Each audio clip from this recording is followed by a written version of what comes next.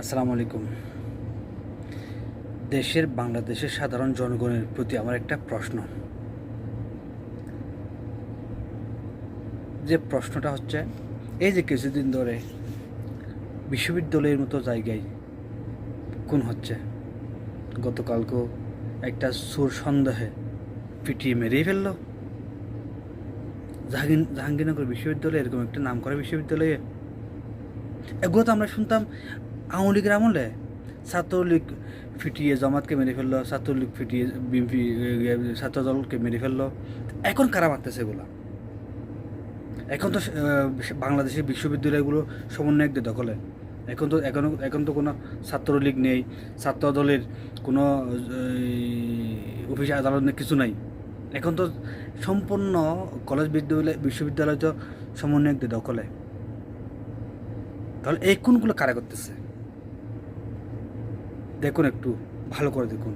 আর আরেকটা কথা হচ্ছে, যারা সমন্বয়ক আছে, বর্তমান নেতারা আছে, সমন্বয়ক নেতারা আছে, তাদের ব্যাকগ্রাউন্ড চেক করে দেখেন তারা আসলে কি। বর্তমান সমন্বয়কের মধ্যে 90% হচ্ছে ছাত্রলীগ, 90% ছাত্রলীগ। এখন ছাত্রলীগের স্বভাব তো এরকম, এরা নাম পাল্টাইছে, ছাত্রলীগ থেকে সমন্বয়ক হয়েছে, কিন্তু তাদের কালচার পাল্টায়নি। আর এটা পাল্টানোর কাজও না তাদের। তাদের স্বভাব হচ্ছে মানুষ মারা, মানুষ খুন করা, মানুষ মারা, যেটা আমরা দেখতেছি এখন। এখন এইরকম যদি কিছুদিন যেতে থাকে তাহলে কী অবস্থা হবে? অথচ বাংলাদেশে বর্তমান আর্মি নেমেছে ফুল শক্তি নিয়ে। এর ভিতরে বিশ্ববিদ্যালয়ে মানুষ ছাত্র কোনো হয়। কিছুদিন আগেও একটা সাবেক ছাত্রলীগের নেতা মারা গেছে, এর আগেও একজন মারা গেছে সাবেক ছাত্রলীগের নেতা। সে নাকি অসুস্থ ছিল, আহত ছিল, তাকে ফিটিয়ে মেরে ফেললো। সে সাবেক ছাত্রলীগ মরার 3 দিন পর সে বাবা হয়েছিল, তার স্ত্রী সন্তান হয়েছিল, তার সন্তানের মুখটাও পর্যন্ত দেখে নাই। তাহলে আপনার কি মনে করেন যে এদের হাতে দেশ নিরাপদ? এরা কত বড় সেলফিশ, শুধু একটু চিন্তা করে দেখেন। এই যে গণ অভ্যুত্থান, এটা সবার আন্দোলন, শুধু ছাত্রদের আন্দোলন ছিল না।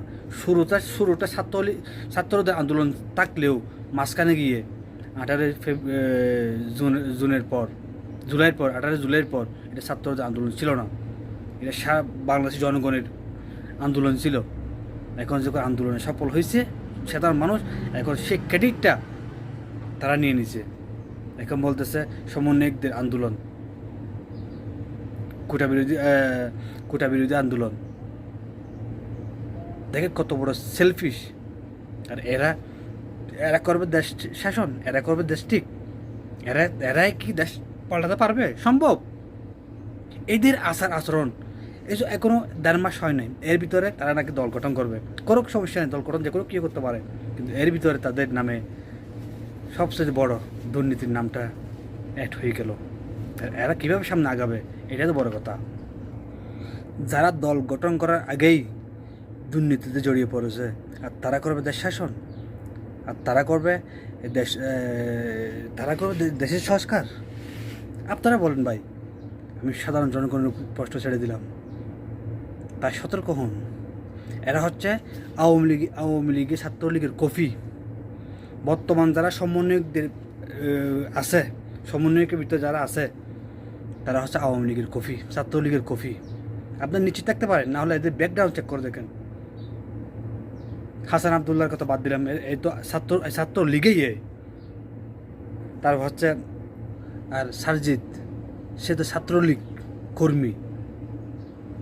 বৈষম্য বিরোধী আন্দোলনের আগে সে শেখ হাসিনার সাথে দেখা করতে গিয়েছিল গণভবনে। আর ছাত্রলীগ না হলে, আওয়ামী লীগ না করলে গণভবনে শেখ হাসিনার সাথে দেখা করা যায়? তাই আপনাদেরকে বলবো, এরা কিন্তু মুদ্রার এফিট আর ওফিট, আওয়ামী লীগের এফিট আর ওফিট, ছাত্রলীগের এফিট আর ওফিট। তাই সবাই সাবধান। এদের চলাফেরা দেখেন, এর ভিতরে আরও অনেক ঘটনা ঘটে গেছে। এদের ভিতরে দ্বন্দ্ব শুরু হয়ে গেছে, কারণ আওয়ামী লীগ মানে তো, ছাত্রলীগ মানে তো এটা খামসি, আমি খাবো এরকম, ঠিক এরকমই শুরু হয়ে গেছে। তাদের সারা বাংলাদেশে প্রোগ্রাম করতেছে, এর ভিতরে কয়েকটা প্রোগ্রাম বন্ধ হয়ে গেছে তাদের রেশারেশির কারণে। এবং আরেক জায়গায় তো তাদেরকে 10 মিনিট টাইম দিয়েছিল, জাস্ট 10 মিনিটের মধ্যে যেন তারা এলাকা ছেড়ে চলে যায়। এখন দেখেন এটা হচ্ছে একমাত্র তাদের চলাফেরা একমাত্র হচ্ছে ছাত্রলীগের কালচার। তাই আমাদের যদি এখন থেকে যদি সতর্ক না হই তাহলে আমাদের বড় বড় মূল্য দিতে হবে। কারণ এদের কথাবার্তার সাথে আওয়ামী লীগের সেম টু সেম মিল। সব আমার, সব আমার, সব আমরা করেছি স্বৈরাচারের কথা সবগুলো, এদের কথা সবগুলো স্বৈরাচারের কথা। তাই আমরা এখন থেকে সাবধান না হলে হয়তো আমাদেরকে এর চেয়ে বড় মূল্য দিতে হবে, শেখ হাসিনার চাইতেও বড় মূল্য দিতে হবে আমাদেরকে। সবাই ভালো থাকবেন। আসসালামু আলাইকুম।